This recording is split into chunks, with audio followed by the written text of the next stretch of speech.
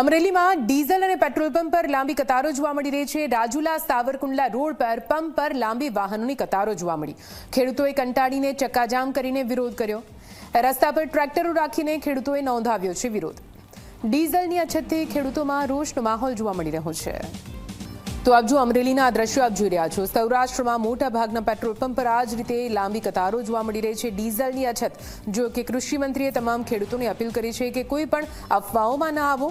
સરકાર આ સમગ્ર મામલે બેઠક કરી ચર્ચા વિચારણા કરી યોગ્ય નિરાકરણ ચોક્કસથી લાવશે, પરંતુ પોતાના ટ્રેક્ટરો સાથે કેવી રીતે ડીઝલ ભરાવવા માટે ખેડૂતો હાલ તો પેટ્રોલ પંપની બહાર લાંબી કતારો લગાવી રહ્યા છે। આ દ્રશ્યોમાં જુઓ।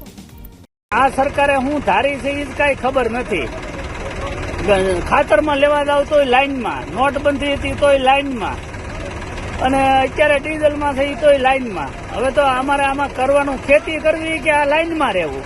આ સવારે વહેલા 4 વાગ્યાના અમે લાઈનમાં છીએ, હજી 10 સાડા 10 થયા તો છતાં વારો આવ્યો નથી, અને 2-3 હજારનું ડીઝલ આપે।